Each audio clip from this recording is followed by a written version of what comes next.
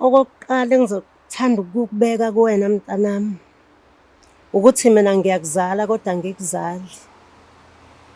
Uyangizala kodwa ungizali, uqonda ukuthini ma? Yebo mntanami, ngicela ungakuthathi kabi lokho engikusho kuwena. Uqonda ukuthi ma awusiyena uma wami wena? Eyi, angisiyena uma wakho mntanami. Ngasizwa, ngaku-adopt-a.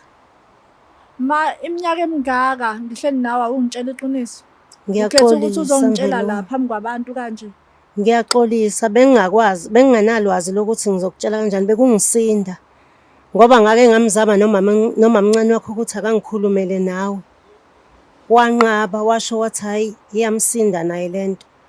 Ngoba ngiyake ngibone ukuthi ka-Black Life bayakhona ukusiza abantu. Ngase ngiyabacela ukuthi ngicela bazongisiza. Ungixolele, umkhwenyana wakho lo umtholile manje. Esekwazile ukuthi afike la ekhaya azovela. Khona okunye engakwenza. Ngesikhathi wawukhulelwa ingane le yesibili Nomvelo, waba nenkinga. Kwatholakala ukuthi unenkinga ungakabelethi. Ngase ngiyadicide Nomvelo. Ngoba kwase kukuningi mntanami. Konke engangikwenza ngoba ngoba ngikusaba. Ngakwenza ngoba ngikuvikela Nomvelo. Ngangivikela wena, ngivikela abantwana bakho, ngifuna ukuthi ube nekusasa eli-right.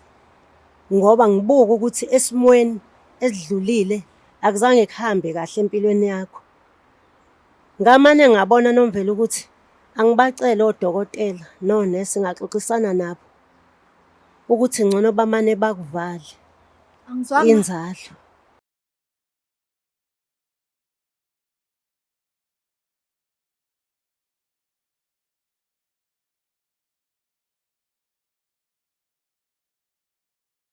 Mbukela Black Life TV, ngicela ukwamkela ohlelweni lapho sithi khona Bhodla ebese uthola usizo. Sayiphinde yadibana ke njengamanje sizokwenza leyo mpahla. Hlala phansi unethezeke. Khumbula ukuthi luhlelo lolu lungakusiza nawe uma ukuthi wakwabhekana nenkinga efana nalena noma kusangenzeka ikusasa laziwa uyabo. So lona hlelo lakho ke lolu la usizakala khona. Njengamanje kunoma wami la ngizomnikeza ithuba lokuthi azazise kunina ababukele ekhaya. Sabona ma? Siyaphila ninjani? Ngiyaphila ma, bengisacela bandla uzazise igama lakho, isibongo nokuthi ukhulele pha wakhula kanjani. Okay. Igama lami nguNdumiso uWendi wakwaShabangu. Ngikhulele eCamperdown. Ekukhuleni kwami bengiyingane engaphaphile, engathithibele futhi ebi-right nje. Yebo. Ekukhuleni kwami ngifunde khona, ngenze yonke into khona, bengihlala noma ngikhuliswa uma ngoba ubaba dala ashona. Yebo. Uma wami ungikhulise ngendlela e-right, ngakhula ngaba umntwana o-right ngaze ngaqeda amabanga aphansi ngiwafunde khona, ngaqeda e-high school khona, ngaze ngaya e-tertiary. Ngadlulela esikoleni eDamelini. Mangifunda eDamelini ngaqeda khona noma ngazange ngize ngicomplete i-diploma yami ngenxa yezimo ze-finance. Kodwa ngasithola isitifiketi sakhona, ngaqeda khona, ngadlulela eBreatech. eBreatech ngangenza i-public management. Nakhona ngey'nkinga zey'mali angizange ngize ngikwazi ukuthi ngiqede i-degree yami. Ngagcina ngiphuma khona kodwa nginazo iy'cucu zakhona. Ngibuye ngenza ne-security. Ngenza i-general security practice. Yebo. Ngasebenza as a surveillance operator. Angiqedanga kodwa iminyaka eminingi, ngasebenza nje for 3 years. Emva kwalokho ngamuvela eThekwini, ngathola umsebenzi eThekwini municipality.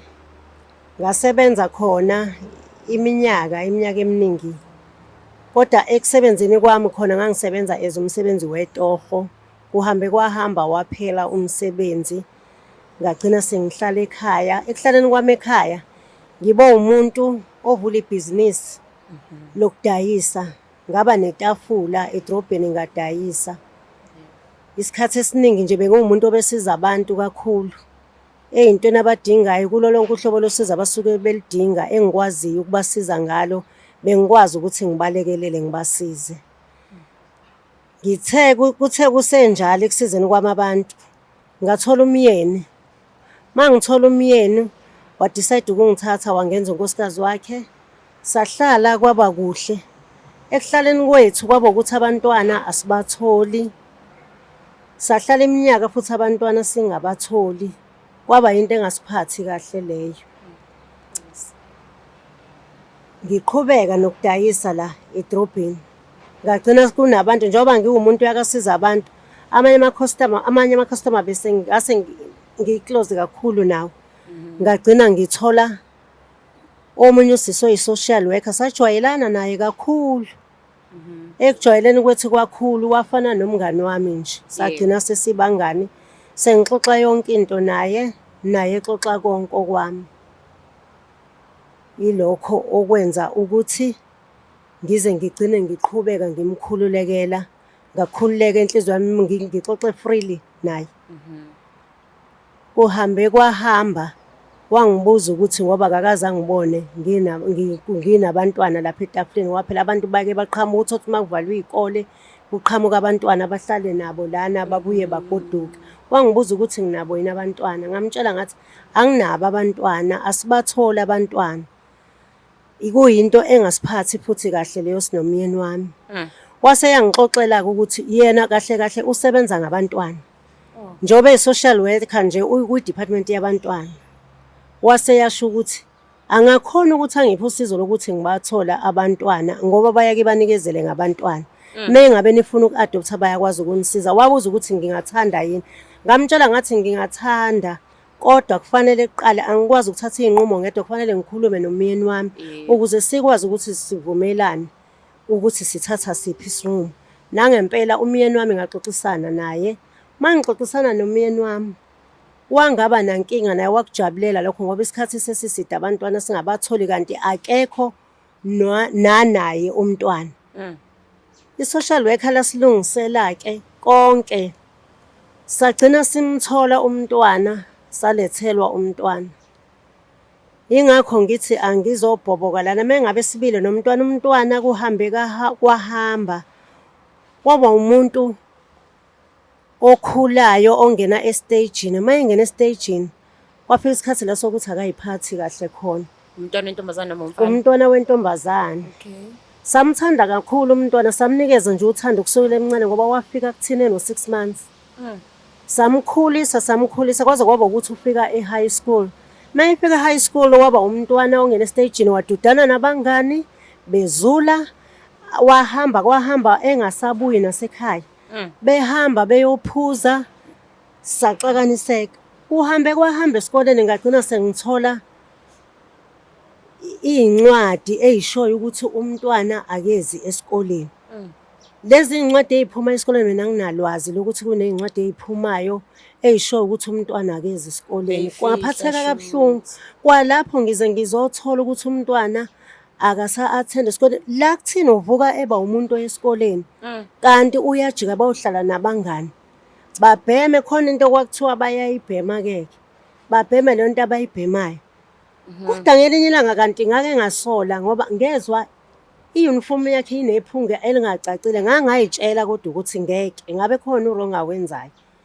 Kuhambe esikoleni kwaze ubizwa i-meeting yabazali bonke. Yebo. Makubizwa i-meeting yabazali bonke, ngiwumuntu oyakathande ukuxhumana no-teacher bakhe umntwana. Ukubuza nje ukuthi umntwana ngabe uqhuba kanjani esikoleni. Mangixhumana no-class teacher ngoba ngaqala ku-class teacher. Mangixhumana no-class teacher, u-class teacher angibikele. Athi hayibo. UNomvelo kade samgcina, uNomvelo igama lengane yami. Okay. Athi uNomvelo kade samgcina esikoleni. Mzali yindaba masikubiza esikoleni ungisi. Ngithi mina anginalwazi lokuthi ngiyake ngibizwe la esikoleni. Babuze kuthiwa ayikho incwadi wakho wayithola. Ngithi mina ngikaze ngitholwe incwadi. Asho u-class teacher athi wangisendela incwadi. Kanti ne-maths yakhe ayikho right. U-class teacher, u-teacher we-maths waxoxisana no-class teacher. Report ukuthi uyalekha kwi-maths nakuphi nakwisizulu. Ngasho ngathi angikaze ngithole incwadi. Wase yangazisa ukuthi umntwana kade agcina esikoleni. Eish. Ngoba ekhaya, mayibuya ekhaya ubuya bomntwana nje. Alright, ongathi uphuma khona esikoleni ngoba ubuya ngesikhathi sokubuya kwezingane zonke esikoleni. Uhambe kwahamba umuntu esavika lokho kokuthi esikoleni aka-attend. Kwavele kwaqhamuka isisu. Eish. Wavele wakhulelwa, waduma ikhanda kumina. Umoya wami waba buhlungu kakhulu ngoba le ngane lesiyithandile ngale ndlela yokuthi sinebhondi nayo kakhulu. Mina nobaba futhi kuyiyona yodwa esinayo. Ungakhohle imic. Futhi kuyiyona yodwa esinayo. Mengabe ekhulelwa kuhambe kwahamba ubaba wengane ashutho wakuba sasingakayi nanokuyosibika isisu. Sithe singakasibika isisu kanti ubaba wengane mase sizwa umfana ohluphayo ogangile. Wavele waboshwa ubaba wengane. Mengabe eboshwa ubaba wengane sengiyaphoqeleka ke manje ingane isele nami kufanele ngibhekelele yonke into. Kubo kababa wengane babantu abangekho right abangamile kahle. Yonke into yabheka mina. Kufanele ngibheke yena esikoleni ke kwasho kwathiwa ingane mayisukhulelwe ayi-attend ngoba kufanele ibhekane nesimo sayo sokukhulelwa. Sekufanele ngibe setafuleni, kufanele ngibuye ngilove, kufanele ngibuye ngicela umuntu angibambele, kufanele ngicela umuntu omakhelwane abazongibhekela yena ekhaya. Ngaba senkingeni nje kakhulu. Wabeletha kwa right. Uthe sebelethile kwa right. Ithe ingane ingakabi kuphi sisavike ukukhulela kwakhe lokho. Kungakapheli naminyaka 10. Wavele wazokhulelwa eyesibili ingane.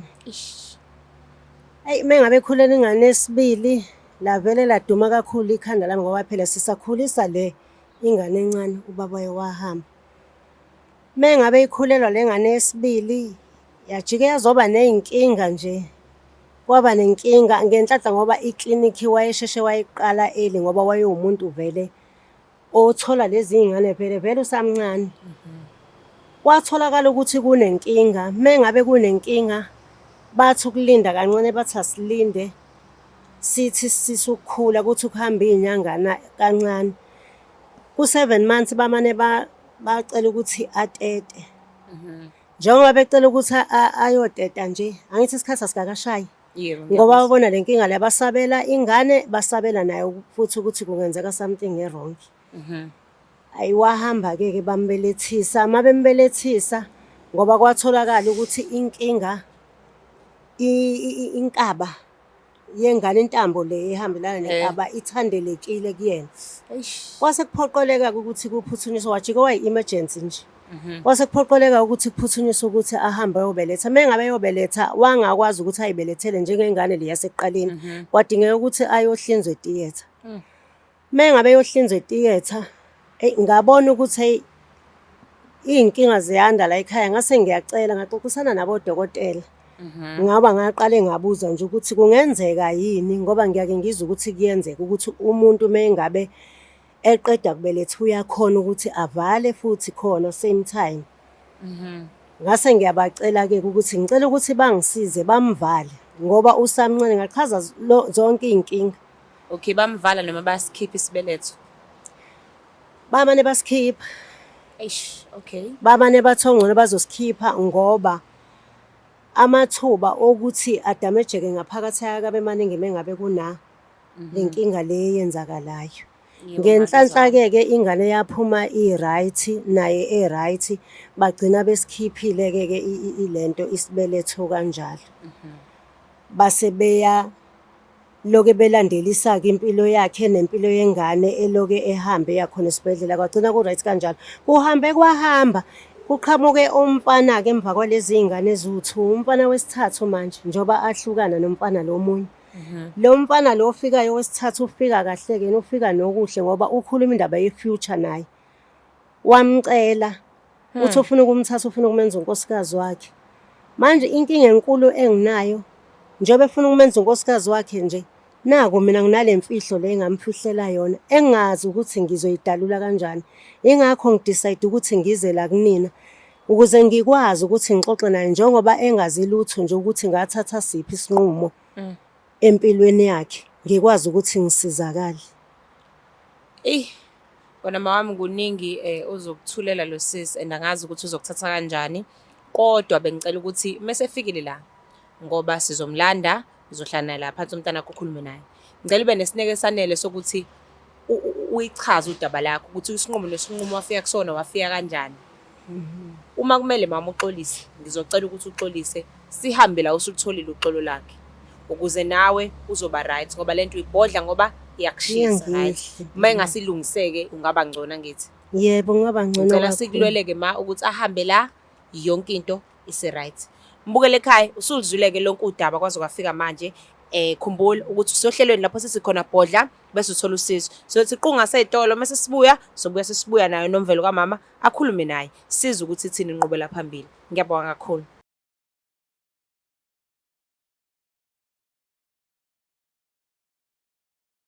Mbukeli wayo iBlack Life TV nawe mthandi weBlack Life TV lapha ekhaya. Ngiyafisa ukuthi nginazise ukuthi abaphathi bezimpande zama-Afrika bakhiphe usuku lwangomhla ka-16 August lapho khona kuyobekiwa khona emanzini. Abantu befakwa emanzini mahhala. Mekuthi uyazibona usuhlishwa imoya, izinto zakho azikulungeli, mhlambe kwenzeka kwaphuphunyelwa isisu, kodwa awukazi uzuthola ithuba lokuthi ugeze. Woza nawe uvumelekile futhi wamukelekile kakhulu. Kuyobe kuhlangana ke workshop Shell Garage eduze kwaMashu Rank ngo-6 AM shuthi sekuseni lapho. So okwakho nje wena ukuphatha u200 we-transport, amaqanda awu6, ubisi 1 liter, ibomvu bese kuba umqako. So phumani ngobuningi benu nonke namukelekile, ngisho ukuthi usuka kuphi wamukelekile ukuthi nawe uze uzongena emanzini awukhokhi imali. So i-information eningi uzoyithola ku-062 219 7748. Kanti-ke futhi zikhona ney'nsebenzo mekuwukuthi wena ufuna insebenzo yecala, kahle kahle insebenzo eyikhona ngithi ngibalele. Insebenzo yecala, insebenzo iy'nhlanga zenhlanhla noma is a gambling mekuthi wena umuntu ogembulayo. Mese kuba insebenzo ye-abortion or i-miscarriage, mese kuba insebenzo yokubethela.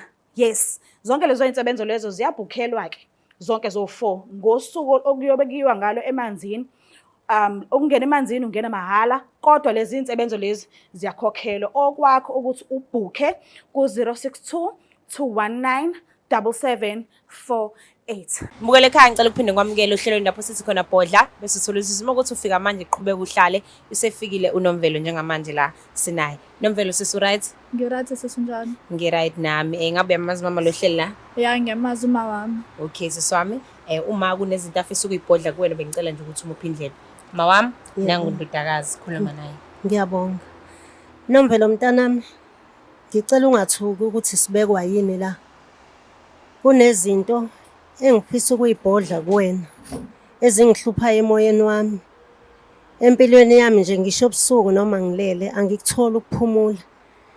Indlela ezizwana ngayo nawe uyazi na ukuthi sizwana kangakanani, akukho esingakuxoxa. Kodwa lokhu kuyangikhathaza kakhulu ngoba kade ngakufihlela kona. Nginesifiso sokuthi namhlanje njengoba ngicele abaka Black Life ukuthi bakwazi ukuthi bazongibhodlisa lento engifuna ukuyibhodla kuyena. Ngicela ukuthi ungisize mntana wami. Uyamukele nje obinjalo futhi ungixolele. Ngakhuluma mama ngilalela. Okokuqala engizothanda ukukubeka kuwena mntanami ukuthi mina ngiyakuzala kodwa ngikuzali. Uyangizala kodwa ungizali uqonda ukuthini ma? Yebo mntanami ngicela ungakuthathi kabe lokho engikusho kuwena. Uqonda ukuthi ma awusiyena uma wami wena? Angisiyena uma wakho mntanami.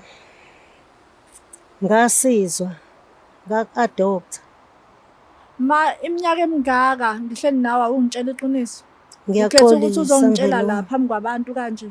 Ngiyaxolisa benginganalwazi lokuthi ngizokutshela kanjani, bekungisinda ngoba ngake ngamzama noma mncane wakho ukuthi akangikhulumele nawe. Wanqaba washo wathi hayi iyamsinda naye lento ngoba ngiyake ngibona ukuthi ka Black Life bayakhona ukusiza abantu. Ngase ngiyabacela ukuthi ngicela bazongisiza. Ungixolele. Okay, ma usho Ngiyaxolisa. njalo kodwa angizwisisa kahle lento lokuthi isiphi isizathu sokuthi uze la phambi kwabantu uzongihlangabalaza uzongitshela ukuthi wena usuma wami ubungeke uzwazi ukuthi ungitshela ekhaya lento oshoyo. Angikwazi njengoba sekuphela isikhathi eside nje ngingakutsheli ingoba bengihluleka ekhaya. Ngiyaxolisa mntanami, uyazi ukuthi siyakuthanda sinobaba wakho. Yingakho sathatha lesinqumo esasithatha. Okunye futhi engifisa ukukutshela kona. Ngizocela ukuthi ukwamukele noma kubuhlungu ngoba nami lesinqumo engasithatha ngangingasithandi. Kwaba ngenxa yesimo. Maxa ukhuluma ikuphi lokho okunye ufuna ukusho? Nomvelo uyazi ukuthi ukhulu ungihlupha. Wathola umntwana Nomvelo. Ubaba womntwana waboshwa. Ingane isanda kuzalwa. Yasala nami ingane. Ekhaya kubo bevele besesimene esingekho right. Emva kwalokho Nomvelo uyakhumbula ukuthi waphinde wakhulela. Ma kahle kahle la uzela uzongihlambalaza kahle kahle. Hayi ngoba Indaba zami engaka kuwukuhlambalaza. sofuna ezaziwe wonke umuntu ke manje. Hayi ngoba kuwukuhlambalaza mntanami. Cela unikeze umzali ithuba siswami. Ngiyazi kuningi but ngiyacela ukuthi umnikeze ithuba ungadini. Ngiyaxolisa Nomvelo. Hayi ngoba kuwukuhlambalaza, ikona ukuthi ngifuna silungise izinto. Uyakhumbula Nomvelo ukuthi ungakabatholi abantwana bobabili. Wajike wangihlupha ungasayi esikoleni, uhamba nabangani bakho, wagcina usulala ama-out, nihamba ama-club. Zagcina izingane zisala nami. Uyakwazi lokho Nomvelo. Mayiqhamuka lengane yesibili yebo ngiyavuma ubaba wayo ube supportive kuwena. Kodwa ekugcineni konke kubheke mina ezumzali wakho. Kuthe kusenjalo wagcina wahlukana futhi naye ubaba wengane leyesibili. Ngiyabonga ngoba yena uyayinakekela ingane. Lokho engizokutshela kona njengamanje. Ukuhlukana kwakho naye futhi akuzange kuze kungiphathe kahle ngoba nangu ubaba wengane lo omunye kwaphela kanjalo njengoba esadonsa namanje ejele. Ingane ikhula imazi ubaba wayo, ingcono kwale yesibili. Engifisa ukwazi Nomvelo mntanami. Ngiyacela u-understand. Njengoba umkhwenyana wakho lo umtholile manje esekwazile ukuthi afike la ekhaya azovela. Khona okunye engakwenza. Ngesikhathi wawukhulelwa ingane le yesibili Nomvelo, waba nenkinga. Watholakala ukuthi unenkinga ungakabelethi. Ngase ngiyadecide Nomvelo. Ngoba kwase kuningi mntanami. Konke engangikwenza ngoba ngangikwenza ngoba ngikusaba. Ngakwenza ngoba ngikuvikela Nomvelo. Ngangivikela wena, ngivikela abantwana bakho, ngifuna ukuthi ube nekusasa eli-right. Ngoba ngibuka ukuthi esimweni esidlulile akuzange kuhambe kahle empilweni yakho.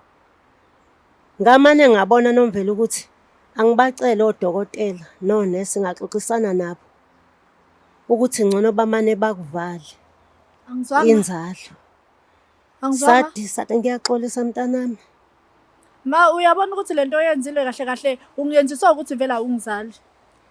Ngiyaxolisa mntanami, odokotela bamane babona ukuthi ngoba vele ngokwesimo esisidlule kusona abamane basikhiphe isibeletho. Ngiyacela ungixolele mntanami, ngiyaxolisa kakhulu. Ingoba ngangikuthanda, hayi ngoba ngingakuzali. Ukube ngangakuzali mntanami, ngaba zange sihlale nawe no6 months sikhulise. Engikwaziyo Nomvelo mntanami, nawe uyabona uthuka namhlanje ngoba naku sengichaza ubungakwazi ukuthi asikuzali ngoba sakunika uthando oluphelele, sakunika uthando oludlula abazali beyizali izingane. Ngicela ungixolele kukho konke. Ma indaba kwangibizanga uhlalise phansi ungitshela ukuthi ufuna ukwenzani ngami. Hayi uyithathele izinqumo ndlela yakho. Nomvelo wawumncane. Wawumncane Nomvelo. Manje ma emncameni Wawumncane Nomvelo ingakho nodokotela bavuma ngoba wawu underage. Ngiyasho Mvelo. Ngiyasho Mvelo kaMama. Ngiyacela wamukele. ma abo isinqumo sakho nje manje sangilimaza. Ikhona isisombululo saleso sinqumo sakho. Ngaphela nangu lo sengimtholile njengamanje. Usengilobolile ngizomzalela ngani njengoba usuchazile wena ukuthi angeke ngisakhona ukuzala futhi. Ngiyaxolisa Nomvelo. Isisombululo asikho. Asikho kanjani ma? Uthini kumina ngempela? Makusobala ukuthi kahle kahle vele lento le ingoba awungizali. Ngiyakuthanda Nomvelo. Uyazi ukuthi ngiyakuthanda, uyazi ukuthi ubaba wakho uyakuthanda. Ngangikuvikela mntanami. Noma kuthiwa uyangithanda njengoba uchaza njengamanje. Umuntu omthandayo umenzeli lento oyenzayo njengamanje. Okay Mvelo, siswami ngiyazi kuningi osanda ukuthola njengamanje obungakwazi. Ngifisa ukwazi ukuthi ngiyazulana nawe kakhulu. And angizama ukucindezela ngimbuzo engizoyibuza manje.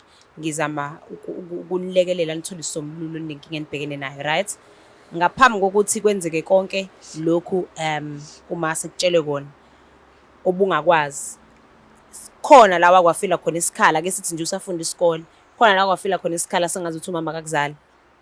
Cha bekakaze ngikubone lokho ngoba uma bezizwana kakhulu naye. Ukunikela uthando njengomzali kodwa. Bezizwana nje kakhulu ngoba nakho uyakwazi engangikwenza ngoba abolaba abengithandana nabo vele ngithola ingane. Uyazi ukuthi usibani ngithandana naye ingane yakhe uyafika ekhaya futhi ku right konke. Akukho nje sathi ngakuxoxa sinoma sazwana. Okay. So njengamanje kuloka kuqeda kwazisa kona.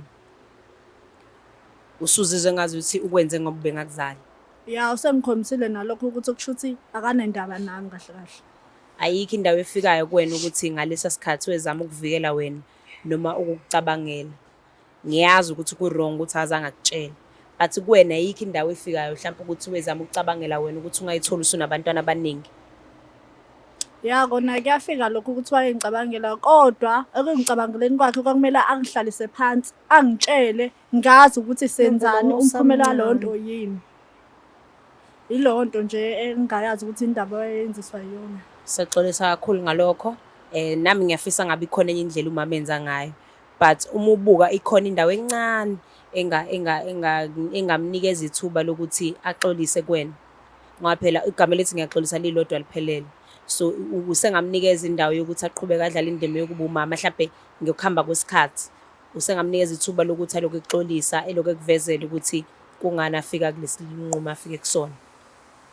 Anginankinga nokuba umzali nokuthi abe uma wami ngoba vele uma wami sazona kakhulu. Inkinga isekuthenini njengoba ngeke ngisazala mina manje. Lo muntu osefikile wakhokhe ekhaya kuyaqhubeka phela vele ngasathandana. Kumele ngizale ngizozala ngani ngoba phela ngiyaza azondla ingane zami lezi ezikhona ezangaphandle. Uma ucabanga ungamtshela umkhwenyana ukuthi kuno double kanje angalithatha kanjani? Hayi uzobona ngathi kwa nami ngimenza islimi. Uzobona ngathi nje nami ngiseceleni noma. Uqinisele. Kodwa Mvelo, uma ekuthanda ngempela ngeke azahambe. Ngeke usho ukuthi uma ngithanda ngempela nawe wenzile izinto zakho kodwa uthi uyangithanda. Kodwa uma ekuthanda ngempela. Uyabona ukuthi igama lothando kusho ukuthi akusebenzi njengamanje. Ngicela umlaleli, ngilalela sisi. Ngicabanga ukuthi ma akuyona indawo yakho ukuthi ukhiphe lamazwi oqeda kwakhipha manje. Ngoba lo muntu kufana nokuthi akamazi umuntu athandana naye ngoba siwazi amaphupho akhe ngaye. Njengamanje ngicabanga ukuthi njengomzali obethembisile ukuthi uzodlala indima yokuxolisa emntwaneni ngesenza nangeimfihlo abenazo yonke leminyaka le. Ngicela uqhubeke uyibambe ekuxoliseni kungabi khona la uthi khona wena mekuthanda. Ngoba meflathela usezosala negama lokuthi yena ubengathanda. Kanti umfana ubengazi ukuthi ufakwa kuyini.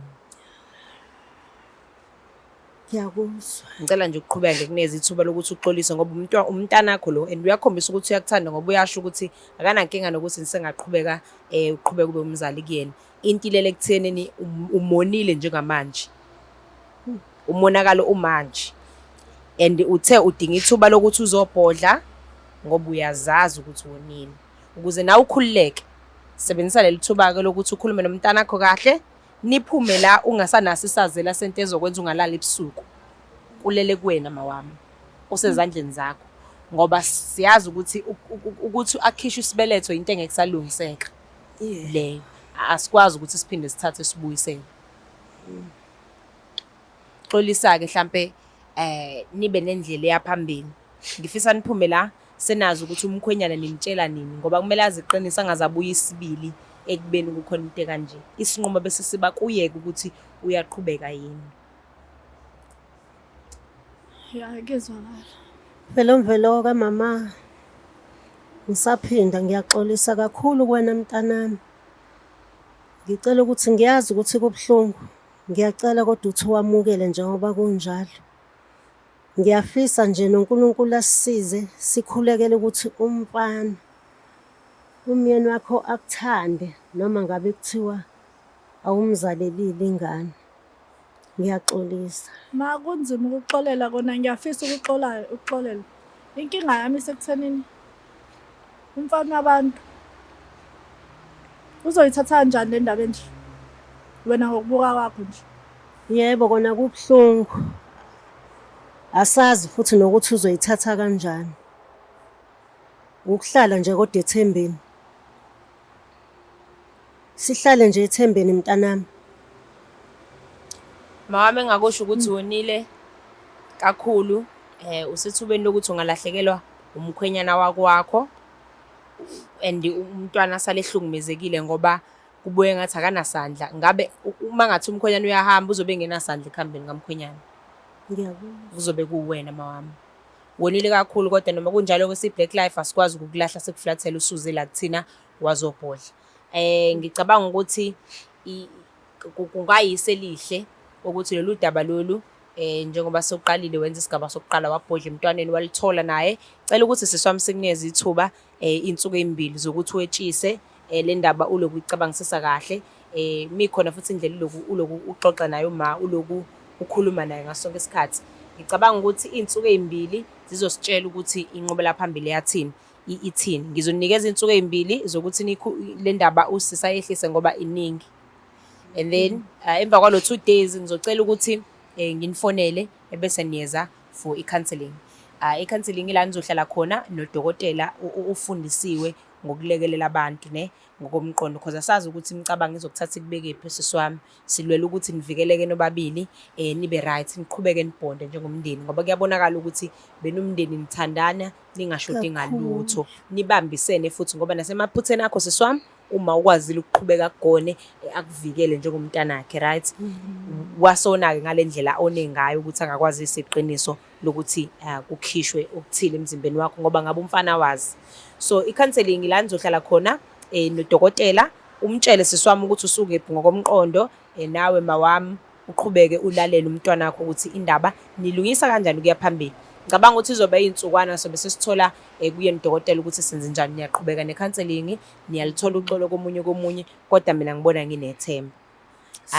Usayomxolela umama sisi uma kwenzeka niba nesisombululo esithize. Ya ngizomxolela ngoba ngiyamthanda. Siyabonga kakhulu.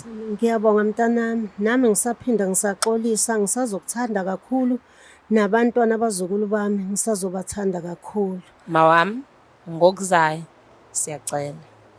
Nanoma ikubani nanoma ikumzukulu noma kuzizukulwane sesizukulwane uzama ukuba neqiniso kusanesikhathi ngoba kunezinto ezingalungiseka kusanesikhathi. Ngiyakuzwa sisi. Yeah, siyabonga. Ngiyabonga kakhulu ku Black Life ukuthi nisamukele. Siyabonga kakhulu nathi mawami kuhambo lokulekelela wena nomntanakho ukuthi nibe right. Siyathembisa solandelela yonke into. Siyanithanda ke phezulu kwakho konke. Siyanithanda nje yonke into izoba right. Mbukele ekhaya. Siyabonga ukuthi uhlale nathi kuze kube manje. Kunzima mbukeli. Ezinye izinto ziyadinga ngempela ukuthi ukhulume naye umnikazi wendaba ngaphambi kokuba uthathe isinqumo. Noma ngabe umzali noma ngabe umntwana use-under age kodwa kumbeke emqondweni mhlasimpe nganilekelela kusasa ukuthi ningayitholi senisenkingeni ethi ayifane nale ngoba njengamanje akusesiyinkinga yabe babili isizifaka nomkhwenyana. Khumbula ke mbukele ekhaya ukuthi comment yakho lapho ibalekile futhi izokwenza ukuthi nathi sikwazi ukusiza labantu abahleli nathi la ukuya phambili. Njengoba sesiqalile siyathemba ukuthi nizoqhubeka ngaso sonke isikhathi ni like and share ama comments enu. Izaluleko zenu nazo ziyingxenye yeshow. Ni subscribe ni like. Mina ke inkosazane kaMavico Nkosi yami ngicela ukuvalelisa sohlangana ngokuzayo sisilekelela abantu abasha kuze kube phakade. Ngiyabonga mina. Black Life Traditional Pharmacy izimpande zama-Afrika. Sikulethela konke ongakudinga. Sisebenzisa imvelo ukulapha, sididiyele izimpande, kwahlanganiswa ongoti abahamba phambili kwezokulapha ngesintu. Senzela wena. Sikhona isikhafula sokubuyisa isithandwa sakho, ukuthola umsebenzi, ubuyisa umuntu wakini owaduka. Sikhona nezwasho. Sikhona iswasho sokugeza isichitho, ube nogazi, uthandeke ebantwini, ukususa amathunzi amnyama, nokuvula izinto zakho zikale phansi abantu bakuthande. Siyabasiza nomama uma unenkinga umhlume, ama-ulcer, i-cancer, i-BP, ushukela, ama-fibros, uvule nesibeletho ukuzothola abantwana. Siyabasiza nosisi ukukhuphula isitofu sibeke ku-6, indoda ikuthande kakhulu izikuphi imali. Nobaba sebasiza ukuqinisa idonkipiri, umthetho uqine endlini. Wenza umuntu wakhe athande wena wedwa, alangazelele wena wedwa futhi uphinde uvikele umkakho. Woza kithi e-pharmacy, e-Black Life Traditional Pharmacy